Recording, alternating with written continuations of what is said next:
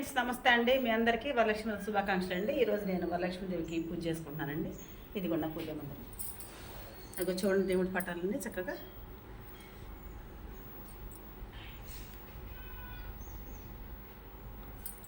నా పూజా మందిరం చూస్తారు కదండి. అదిగోండి నా పూజా మందిరం. చక్కగా అన్నింటికి దేవుళ్ళ చక్కగా బొట్లు పెట్టుకొని చక్కగా మంచిగా అలంకరించుకున్నానండి. మా బాబు నిన్న విజయవాడ వెళ్ళాడు అమ్మవారి దగ్గరికి. అక్కడి నుంచి వస్తా పూలు తీసుకొచ్చాడు. ఆ పూలు అమ్మవారికి పెట్టుకున్నానండి. ఇదిగో చూడండి, ఈ విధంగా అమ్మవారికి జాకెట్ ముక్క, గాజులు, పసుపు కుంకుమ, విజయవాడ అమ్మవారి ప్రసాదం పెట్టుకున్నానండి ఫస్ట్గా.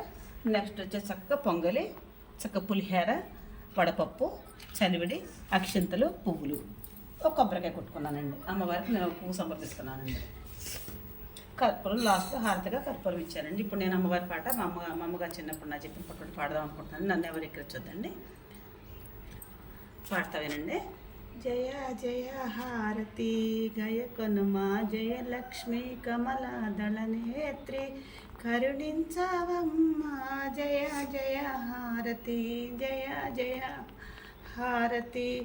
పాలకడలీల పద్మమున పుట్టి, పాలకడలీల పద్మమున పుట్టి, పరమ పదనాభుని పట్టం పురాణి, పరమ పదనాభుని పట్టం పురాణి, ముల్లోకాలకు తల్లివై వెలసిన జయ జయ హారతి గయకొనుమా జయలక్ష్మి కమలాదళ నేత్రి కరుణించవమ్మా.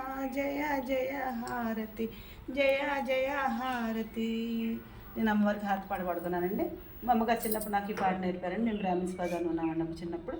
అప్పటి నుంచి మాకు ఈ పాట అలవాటు అండి.